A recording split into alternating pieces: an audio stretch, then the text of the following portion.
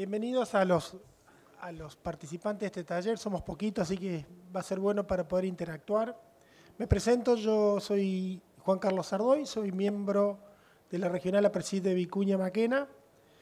Y bueno, estamos acá para este taller titulado Poroto Mung para la producción de carne de proteína vegetal. Un tema nuevo. Y le estará disertado por el ingeniero agrónomo Rubén Eduardo Toledo.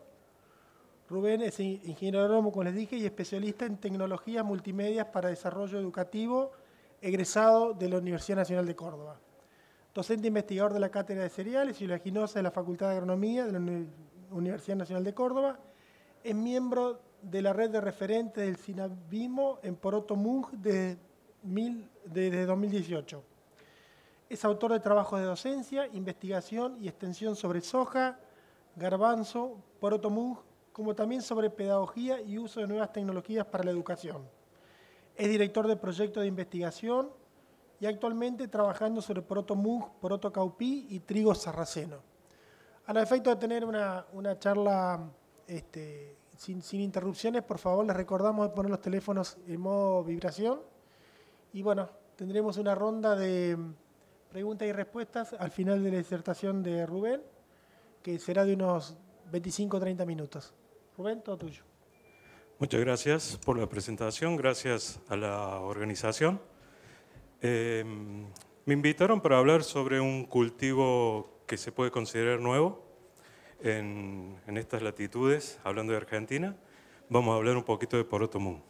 Y esa nueva concepción actual de que existe carnes de proteína animal y carnes de proteína vegetal. En este caso vamos a hablar sobre la proteína vegetal y su importancia y lo que a mí me concierne, poroto mung.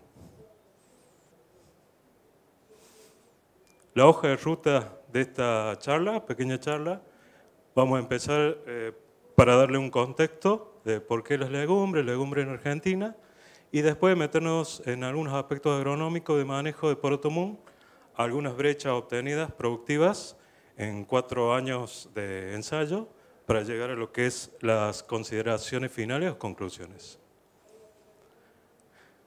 La FAO en el 2016 declaró el año mundial de lo que son las legumbres. A partir de ahí comenzaron a desarrollar nuevas investigaciones sobre lo que es legumbres y la importancia en nuestra alimentación.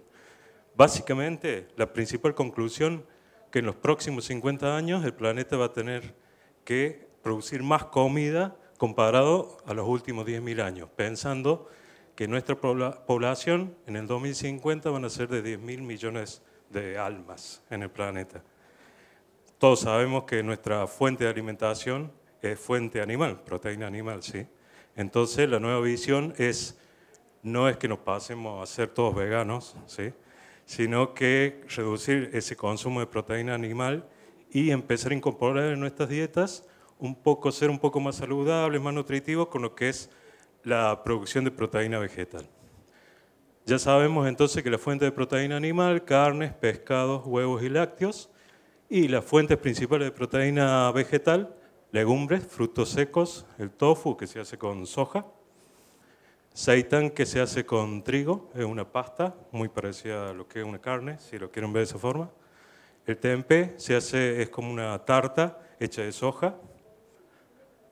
Quinoa, amaranto y sarraceno son las nuevos cultivos. Esto se trata de pseudo cereales. Yo actualmente estoy trabajando en lo que es trigo sarraceno, que es la base en lo que es la harina sin gluten. ¿Por qué legumbres? Básicamente tenemos que es clave para lo que es la resiliencia, o sea, básicamente responde muy rápidamente a lo que es nuestro gran problema en el planeta, que es el famoso cambio climático. Es amplia la diversidad genética, si hablamos de legumbres, es muy amplio lo que tenemos. Acá en Argentina es un país muy rico y puede producir la mayoría de las legumbres que se producen en el mundo.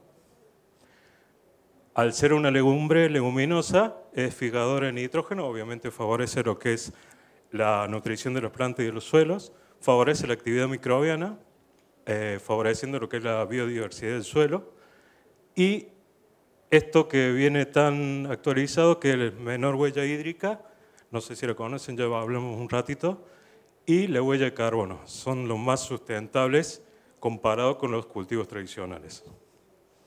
Desde el punto de vista nutricional, fuente de proteína, fuente de fibras, cero de colesterol, bajo contenido de grasa, obviamente no tienen gluten, ricos en vitaminas B y alto contenido en lo que es hierro y zinc. Esencial para nuestras vidas, ¿sí? Esto hace que se adapten a nuestros ambientes, básicamente por esa resiliencia a situaciones de estrés ambiental, responden muy rápidamente a lo que son cambios en temperaturas bruscos y deficiencias hídricas en los suelos. Obtención de proteína más barata y se almacenan por mayor tiempo comparado con una proteína animal. Esto hace a la seguridad alimentaria, que es la fácil disponibilidad física y económica de una proteína para un ser humano. Lo que les hablaba, el tema de la huella hídrica. Nosotros nos manejamos con 3 tipos o 3 colores de huellas hídricas, si lo quieren ver de esa forma. La huella de color azul, que básicamente es el agua que se toman de los ríos, ¿sí? O de napas subterráneas, esa es la huella azul. La que comúnmente nosotros utilizamos para lo que son la producción de cultivos es la huella verde, que es la que recibimos de las lluvias. Y después la menos utilizada, la huella gris, que es la contaminada. En este caso, les muestro ejemplos sobre lo que es la cantidad de litros de agua para producir, esto es huella verde, ¿no? Agua.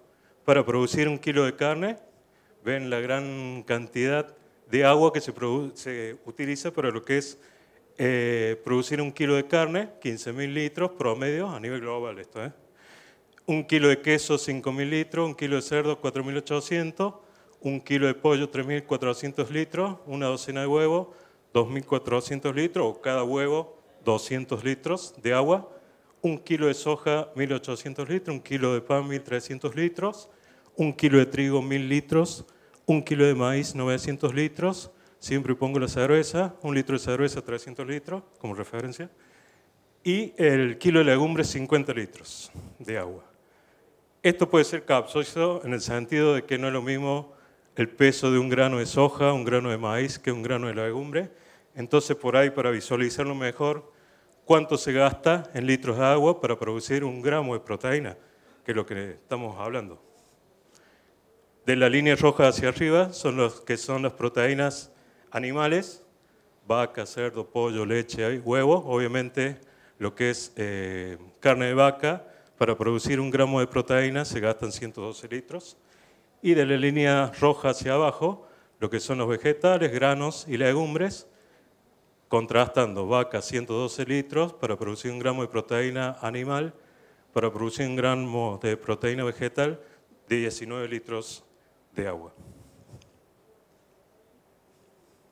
Legumbres, la mayoría se hacen en Argentina y prácticamente todas estas se producen a nivel mundial. Muchas conocidas por nosotros, porotos en general, arveja, habas, garbanzo, lupino, bueno, lo que voy a hablar un ratito, poroto mung, poroto caupi y lenteja. En Argentina, las 4 principales legumbres que se producen, poroto, aquí está englobando lo que son el poroto blanco y la alubia, y el poroto negro, garbanzo, lenteja y arveja. Lo que es poroto, la zona centro y lo que es principalmente NOA, Salta, Jujuy, vino bajando, hablando propiamente de lo que es Córdoba, vino bajando del norte, como dice la canción, hasta llegar a Córdoba allá por el 2012-2013 e instalarse como una alternativa de producción en nuestros sistemas productivos. Garbanzo pasó lo mismo y Córdoba se ha convertido en los principales productores de garbanzo a nivel país. Lenteja, muy poco en Córdoba, pero sí ya ubicándose hacia lo que es la zona más pampa húmeda, lenteja y arveja. El año pasado, el 2018, se exportaron 560.000 toneladas. Prácticamente todo lo que se produce se exporta y como ven ahí, y si entran a pensar en cada uno de nosotros cuánto consumimos de legumbres por año. casi que 1 kilo, 800 gramos por año, y la mayor parte de lenteja, un buen guiso de lenteja cuando hace frío, es la principal opción que tenemos. Arveja, garbanzo y poroto es muy estacional, generalmente en invierno se consume.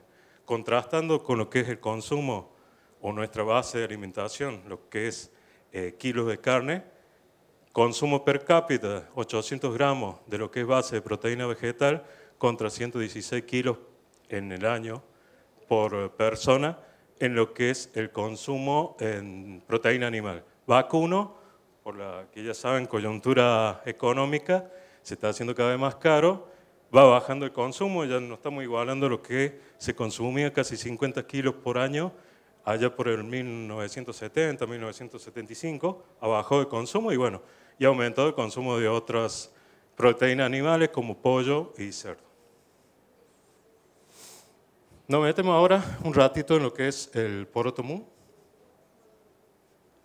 La descripción taxonómica, para no leérselo, bueno, reino, división, clase, orden, está dentro de lo que son las familias de fabáceas. Hasta ahí comparten con lo que es el poroto común que nosotros conocemos. A partir de ahí se divide, por eso tiene características muy similares al poroto, pero a partir de ahí se produce la división. Género Phaseolus para lo que son los porotos comunes que conocemos y el género Viña para lo que es este poroto del que hablamos hoy, poroto mung, poroto caupi o poroto, hay un poroto negro que también está dentro de las viñas. Nombre vulgar, poroto chino, soja verde, entre otros nombres.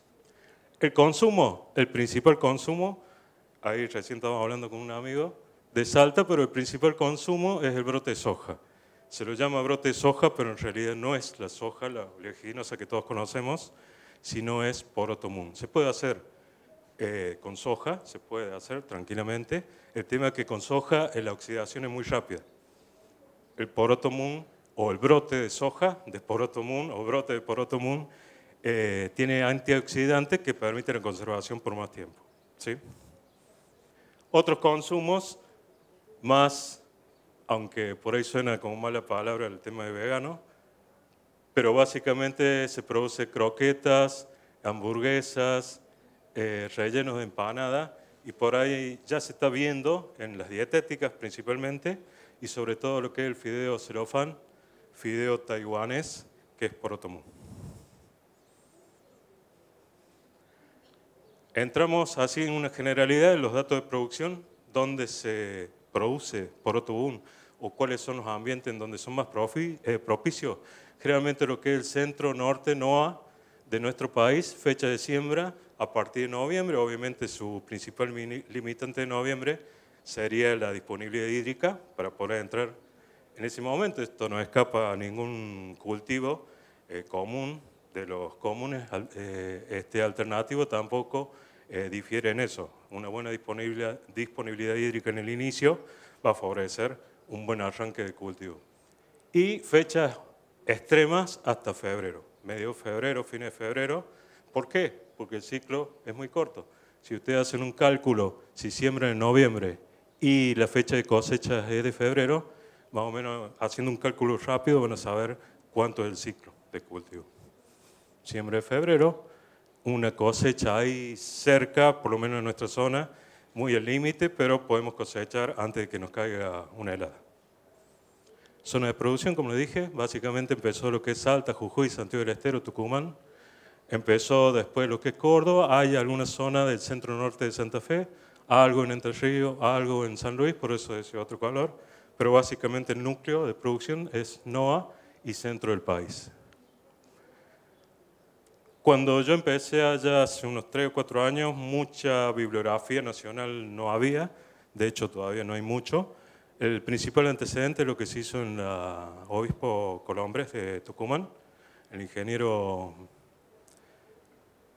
bueno, yo me voy a acordar, Vizcaya, e hizo, allá en el 2012, 2013, empezaron a producir y a hacer investigación sobre el poroto mung.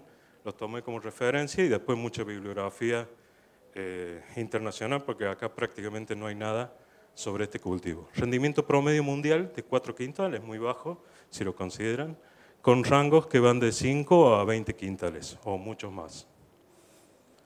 Panorama varietal. Acá tenemos que tener tener en cuenta una cosa, que el INASE no tiene aprobado ninguna variedad.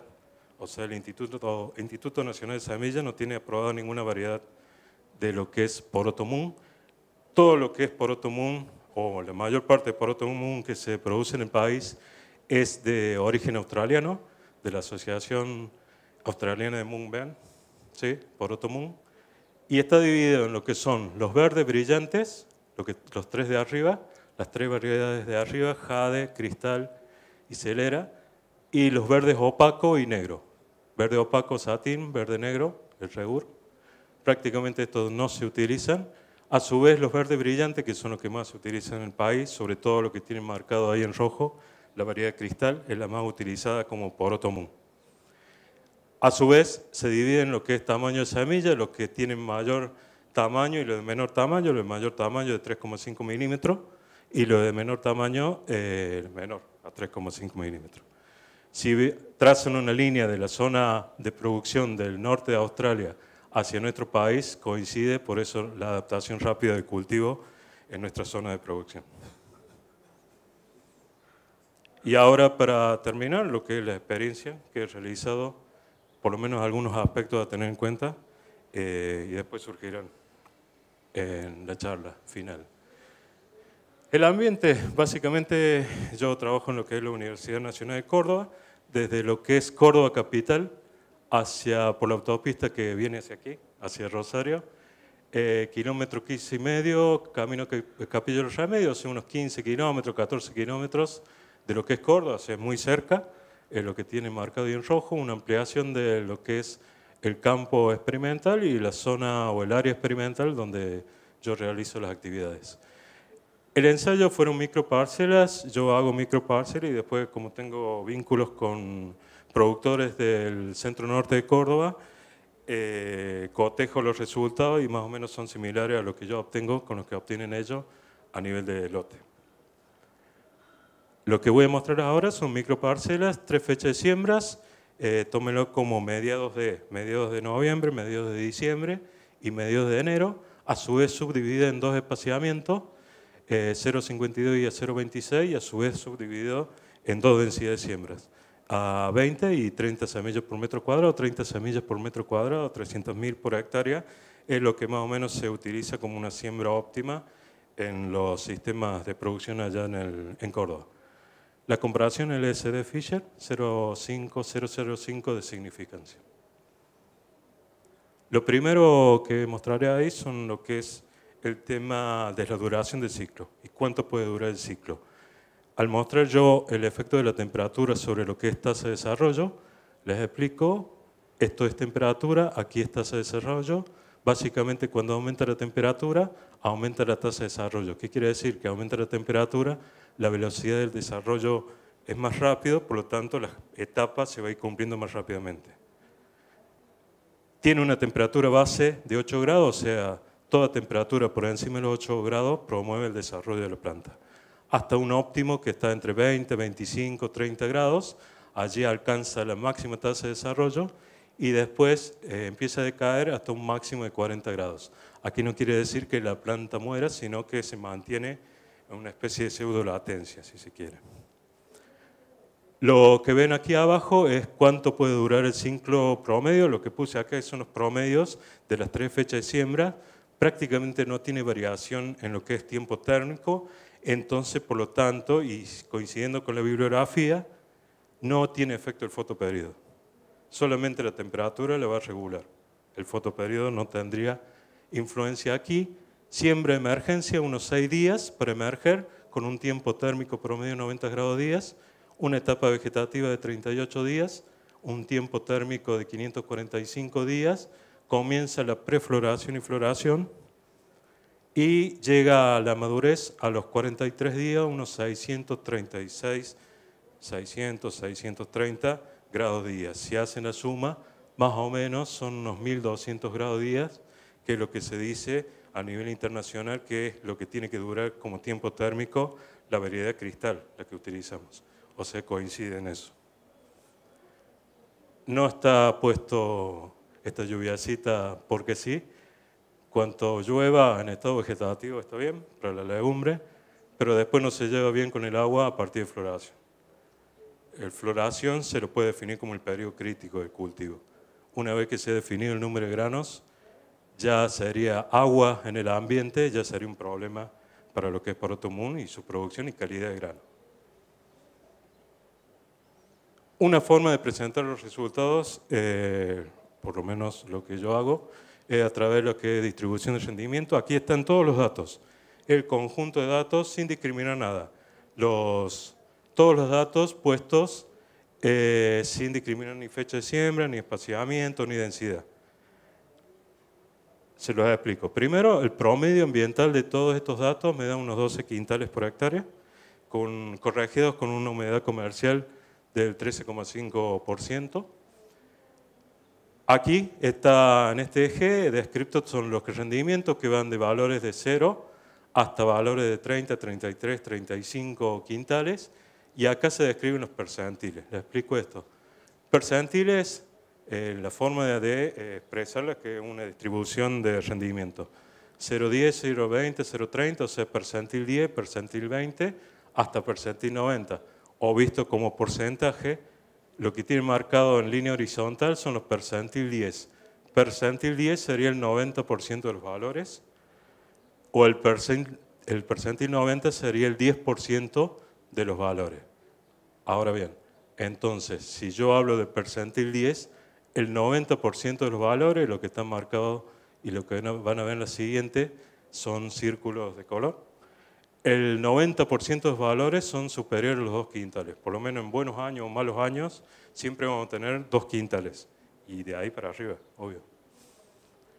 Y en años muy buenos, en el percentil 90 o el 10% de los valores, vamos a tener ahí 20 quintales. Por lo menos lograrlo. Ahí medio la cansada, pero lo vamos a lograr. Y lo que ven acá como distribución, que vamos a tener valores que pican ahí cerca de los 30 quintales, 33 quintales. ¿Se entendió? Así. Ahora vamos a empezar esa gráfica que vimos al principio, lo vamos a discriminar en función. En este caso, la fecha de siembra, lo mismo, rendimientos en este eje, igual 0,35, y los percentiles en este eje. Rendimientos, lo que es enero, de color verde, de color amarillo diciembre, y lo que es azul, lo que es noviembre. ¿Sí? Básicamente lo primero que se ve es que existe una distribución diferenciada de una fecha tardía de enero. Si lo llevan a este gráfico, que es el más conocido en función de las barras promedio, y el de David estándar, lo que ven ahí es el número promedio de cada mes. El número promedio del mes de enero es 7 quintales, o sea, obviamente con una diferencia marcada y estadísticamente significativa con el resto de los valores obtenidos en noviembre y en diciembre. Si queremos ser productivos, no sería un buen mes para sembrar poroto moon en fecha tardía. Si vamos por el lado de lo que son las fechas de noviembre en azul o fechas de diciembre en amarillo, la distribución es bastante similar, con percentil o el 90% de los valores por encima de los 3, 4 quintales, y ahí un 10% de los valores pueden superar los 23 quintales. Si lo ven en las barras de distribución o promedio, vamos a tener que en noviembre son 14 quintales promedio y la fecha de medio de diciembre 15 quintales. Si bien hay una diferencia numérica de 1 quintal, que en poroto moon es mucho, estadísticamente, si lo cotejamos desde el punto de vista estadístico, no habría diferencia. Pero por lo menos numéricamente saltó de que sería mediados de diciembre el mejor mes para ser productivos con el poroto moon. Y como les dije anteriormente, la fecha tardía de enero no sería la más recomendable para lo que es el moon. La historia, nota al pie, la historia en Córdoba del poroto moon comenzó allá por el 2011, 2012, como un plan B para entrar a los lotes de producción de fechas tardías, en donde se hacía tarde para lo que es maíz, se hacía tarde para entrar con la soja, entonces se buscó una alternativa con un ciclo corto. El poroto en nuestro ambiente de producción el poroto general, ¿no? El negro, el blanco, cualquiera de ellos, tiene un problema que en la época de maduración coincide con nuestras épocas de temporales en Córdoba, allá por abril o mayo. Entonces sería un problema en cuanto a calidad. Entonces se empezó con lo que es, o se descubrió que existía un poroto Moon que se adaptaba mejor, obviamente tenía ese problema de calidad, pero acá no tenemos una normas muy estrictas de comercialización que nos castigue. Entonces con el poroto Moon se cubría esa necesidad de ocupar el lote sin poner los cultivos comunes, los maíz o soja. Se evitaba poner esos cultivos y se probó con poroto Moon. Empezó bien un año, 2 años, y bueno, las nuevas alternativas es sembrar más temprano el poroto Moon, ya entrando en un plan de rotación normal, y lo que probamos el poroto Moon es que, como vimos, el ciclo es tan corto que desocupa más rápido el lote, entonces da más tiempo para una recarga de perfil para el cultivo de invierno, que en nuestro ambiente es trigo o es garbanzo. Pego una acelerada final. La distribución de rendimiento, 0,26 o 0,52. Esto es jugar con las estructuras, a ver qué estructura sería la mejor para nuestros ambientes de producción. Así cuando empecé con soja, lo estoy probando lo mismo con lo que es el poroto Moon. No habría diferencia, pero cierta tendencia, la distribución bastante similar. Por ahí en años muy buenos puede andar mejor un espaciamiento menor de 0,26. Podría ser una buena respuesta, podría tener una mejor respuesta de poroto Moon. Y desde el punto de vista estadístico, si bien numéricamente hay una diferencia de 0,26 a 0,52, estadísticamente no habría diferencia, pero hay un quintal. Y por último, la distribución así genera lo que es el rendimiento. Aquí, como le dije, las siembras fueron de 20 plantas por metro cuadrado y se perdieron 5 promedios. Y aquí la densidad, lo que está en amarillo, fueron de siembra de 30 plantas por metro cuadrado, se perdieron 4. Ese es el promedio de pérdida que he tenido en estos 4 años. 4, 5 plantas, 6 plantas en promedio. La distribución, ven, es similar al su comienzo, y después hay una cierta tendencia de que esto que está en azul, con una densidad baja, puede tener mejores resultados de poroto Moon. Si lo ven aquí, desde el punto de vista estadístico no habría diferencia significativa, pero sí desde el punto de vista numérico. Unos 2 quintales a favor de lo que son una densidad más baja con respecto a la densidad que se considera óptima en nuestros ambientes de producción. Pero bueno, todavía hay que seguir, hay que ver hasta dónde se puede bajar la densidad y ajustar con el espaciamiento. Para ir cerrando entonces, siempre estas consideraciones finales los presento como una especie de tips de lo que vimos y algunas otras cositas de lo que es para mostrar este cultivo nuevo. Lo vamos a ver en función de lo que es las agujas de reloj en sentido horario. Ya lo vimos esto, un mejor desarrollo, un desarrollo óptimo entre 25 y 30 grados, sería lo más adecuado, sobre todo en etapas vegetativas. Siembras más anticipadas, noviembre, o lo más seguro de diciembre sería lo más recomendable, se obtuvieron mejores rendimientos o registros productivos. La tendencia de mejor respuesta con menor espaciamiento y con menor densidad, pero bueno, se va a seguir evaluando a ver hasta dónde se puede jugar con eso, en ese sentido. El ciclo de cultivo, como ya vimos, no pasa de los 90 días, como un mal año no pasa de 90 días, y está ahí entre 80, 82, y no varía entre una siembra de noviembre y una siembra de enero. La variación, obviamente, a medida que nos atrasamos la fecha de siembra, hay una caída en lo que es el número de días, pero es insignificante, ¿sí? Alta humedad en exceso, que es nuestro problema, puede causar un problema de pérdida de uniformidad en el color final, pérdida de calidad. Como ya le dije, todo lo que se utilice es genética australiana. No hay variedades inscriptas por ahora en lo que es INASE. La inoculación genera una respuesta positiva, no es significativa, lo mismo pasa en soja.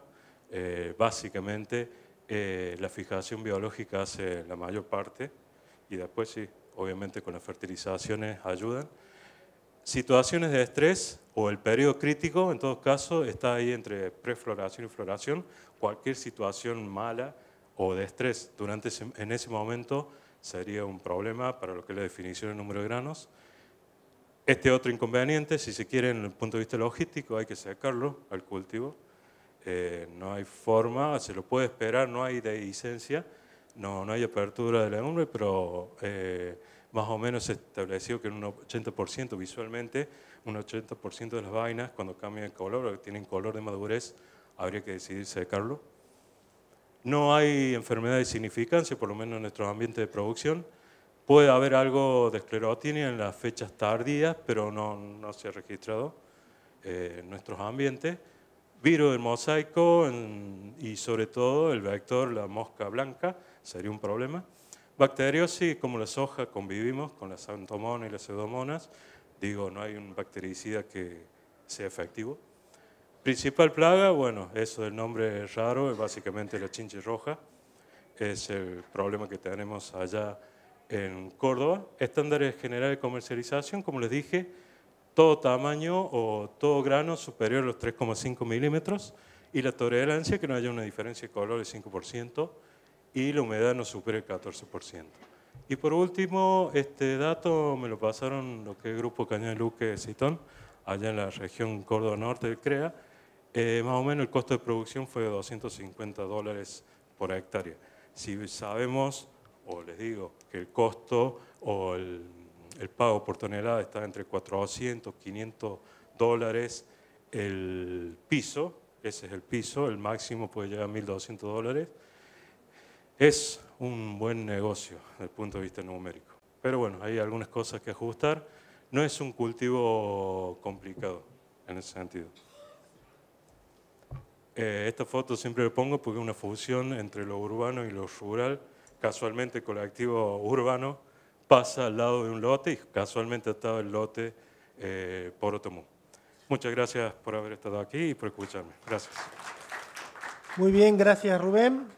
Abrimos el espacio de preguntas. Ahí les van a alcanzar el micrófono. Ahí tenemos una pregunta.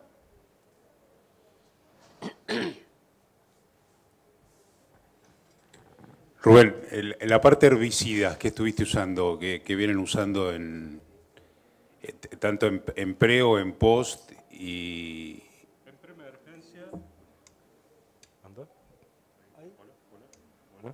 ¿Ahora? Sí. En preemergencia es lo mismo que estás usando en tecnología soja, dependiendo de las malezas que tengas. Y en post-emergencia no tenemos nada, no tiene ningún tipo de tolerancia a nada, salvo algún graminicida. Pero en cuanto a tecnología no difiere en el manejo que vos podés usar con soja. O sea, vos estás usando pivot, también estás usando en aquella zona. Nosotros usamos pivot. Imacetapir, sí. El pivot, sí.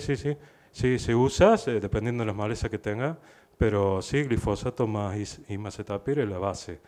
Y después vemos. Sí, no. ¿En qué dosis está usando? No, las dosis recomendables, 3 litros de glifosato, un poco menos de pivot, pero las dosis normales o comunes que se usan, no, en eso no difiere el otro cultivo. Eso sí, el ajuste puede ser un poquito, hay que hacer un mejor ajuste por el tema de que después no tenés un herbicida o no se tolera ningún herbicida después de emergencia, salvo que tengas gramínea y bueno, ahí lo puedes controlar.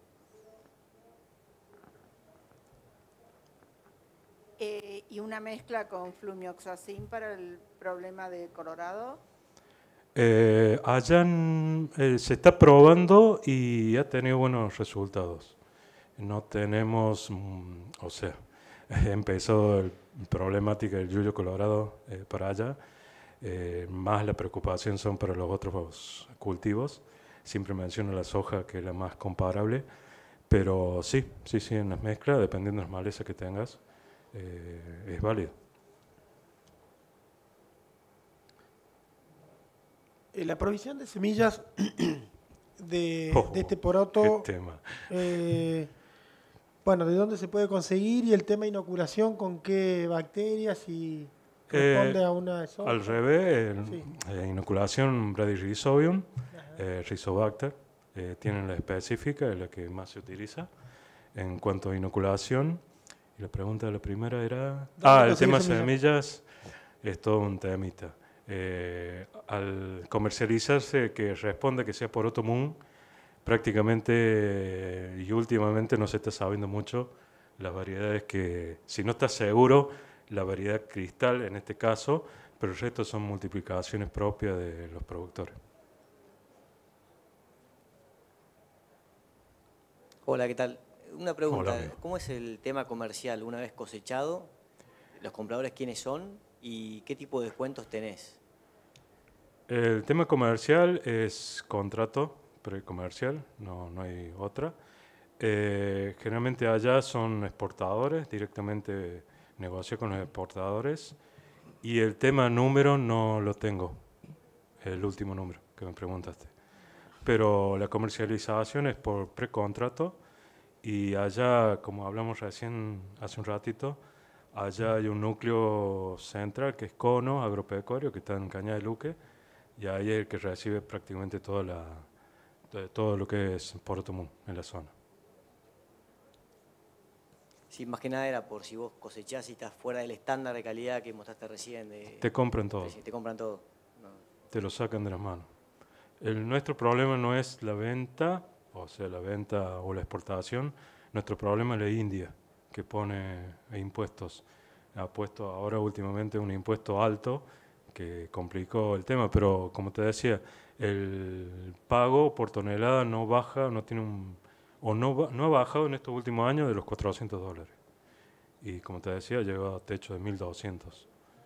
Pero por ahí nuestro problema más que al ser un specialty, se define en otro lado el precio, más que aquí. Pero te lo sacan de la mano.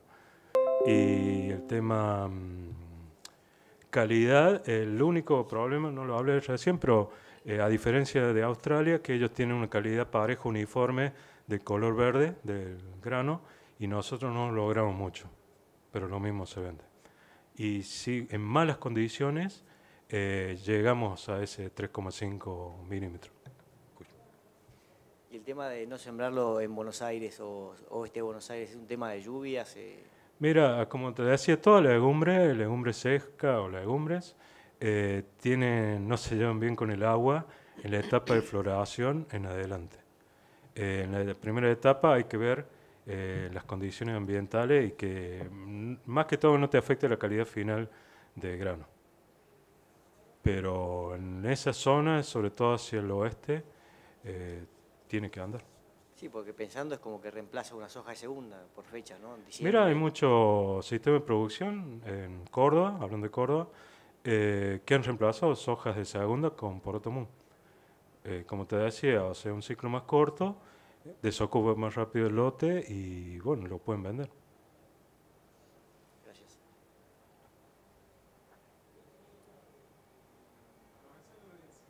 Ahí, un segundito. Ahí te Ah, alcanzan. Sí. Cuando hablas de densidad, ¿lo hiciste con los dos espaciamientos o la baja densidad fue con la distancia más? Sí, por tiempo no te mostré, he hecho densidades más altas todavía que no me resultaron, con los dos espaciamientos, sí. Y la mejor interacción, si se quiere, si vos, desde el punto de vista estadístico, el que mejor impacto tuvo en la variable rendimiento fue fecha de siembra. Y después, la mejor interacción entre espaciamiento y densidad fue con menor espaciamiento y menor densidad en diciembre. Pero sí, lo hice. O sea, Pero queda por seguir avanzando, como te decía, un cultivo nuevo, ver hasta dónde puedo bajar en cuanto a densidad y cuánto puedo jugar con el espaciamiento. ahí vos planteabas que al principio unas 300.000 plantas por hectárea de siembra y los mejores resultados con entre 15 y 20 plantas por metro cuadrado. O sea, podemos apuntar a densidad de siembras menores para con espaciamientos a 26, por ejemplo, sembrar 250.000 plantas. Sí, o sea, primero andaría mejor en cuanto a lo que es la eficiencia de cobertura. Claro. Bajarle el espaciamiento, es un cultivo que si tiene espacio se desarrolla, entonces no tendría problema de cubrirte ni los entresurcos ni los espacios entre plantas. La densidad, acá fue el manejo de poroto moon, fue lo que se tomó como copia, si se quiere, de lo que es el norte del país, cómo se manejaba el poroto. Cuando se incorporó el poroto moon, directamente se lo manejó como si fuera un poroto general. Pero bueno, todavía las líneas de investigación, bueno, yo en Córdoba solamente, y después hay otras líneas que están viendo el ajuste. Así como empezó soja, está pasando con esta legumbre y otras. Te quería comentar esto. Nosotros este año tuvimos un problema de, digamos, no encontramos placa adecuada para bajar densidad de siembra. Y sembramos alrededor de 22 semillas por metro, que ponerle que te dé 50 semillas metro cuadrado. Sí. Tuvimos un rendimiento realmente impresionante. Nos dio, sacando algunos casos de esclerotinia que tuvimos, bueno, el potencial del lote llegó a 1.800 kilos. Sí, sí, por eso el jugar, yo no presenté, hay datos que yo he jugado, digamos, con datos o con densidades superiores, y también no es un cultivo estable. En ese sentido, vos podés manejarlo en un espaciamiento de densidad y prácticamente los rendimientos no hay diferencia entre uno y otro. Se adapta muy bien, por eso hablamos de la resiliencia, se adapta muy bien a lo que son las cuestiones de manejo agronómico. Gracias. No, nada. Por una cuestión de desconocimiento del cultivo, ¿la cosecha es directa, digamos? Sí, sí, por ahí tenés que prever. No, porque tiene un despeje muy similar a lo que es soja, es bastante similar el despeje, pues su inflorescencia es bien arriba de los 20 centímetros, no tenés problema. Por ahí a lo mejor el ataque sería más axial para no pegarle tanto al grano. Bien, ¿y los desecantes comunes? ¿Un paraquat, glifosato? Sí, glifosato, sí. Perfecto. Sí, los comunes. Perfecto. Sí. ¿Alguna otra pregunta? Disculpame, yo me voy a ir un poquito de tema, pero vos nombraste también que estás trabajando en trigo sarraceno. Sí. Este año. Nada, por ahí a lo mejor para el próximo congreso vas a venir a hablar de eso. No, pero quería saber, nada, si qué están trabajando, si hace mucho, qué tipo de experiencias tienen con eso. Este año, primero para conocerlo, básicamente, así se comienza, digamos, ensayos exploratorios.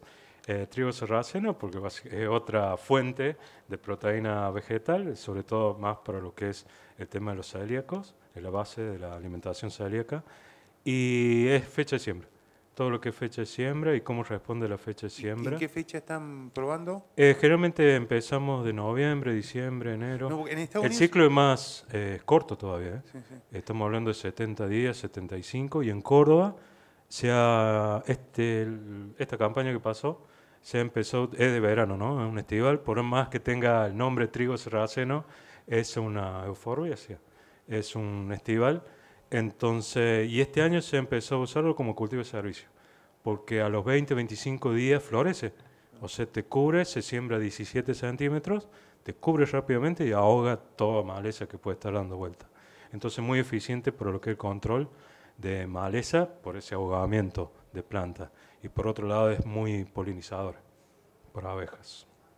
Por eso te preguntaba, porque en Estados Unidos, en el UDA, se está usando bastante como cultivo de servicio, digamos, está ahí bastante trabajo. Sí, se ha incorporado este año en Córdoba y ha tenido muy buenos resultados. Sí. Hay una variedad inscripta, es de origen canadiense, Mancan o Macan, una cosa así. Es la única que se utiliza en el mercado. Es en Balcarce, está la distribución. No me acuerdo el nombre de la empresa, pero por ahí te lo puedo conseguir, porque me manda semillas, pero es la única empresa, sí, es una empresa casi familiar, que distribuye. Mira que están preguntando. Caupí también te estabas ocupando vos. Nosotros lo teníamos como maleza, el caupí. El famoso caupí es otra viña, mucho más adaptado a lo que es estrés hídrico, o sea, sin agua te puede producir un muy buen rendimiento. Es parecido a un poroto un poco más chico, se lo llama ojitos negros, por si lo han visto por ahí. Y también recién está incipiente y bueno, hay que ver qué pasa. Bien, se nos está acabando el tiempo, así que le agradecemos a Rubén por la disertación y la verdad que estos cultivos nuevos generan siempre algún tipo de inquietud y está bueno poder discutirlos. Y bueno, los presentes también muchas gracias por participar y los invitamos a a participar en algún otro taller de los que tengamos ahora en este final del Congreso. Muchísimas gracias. Gracias por venir.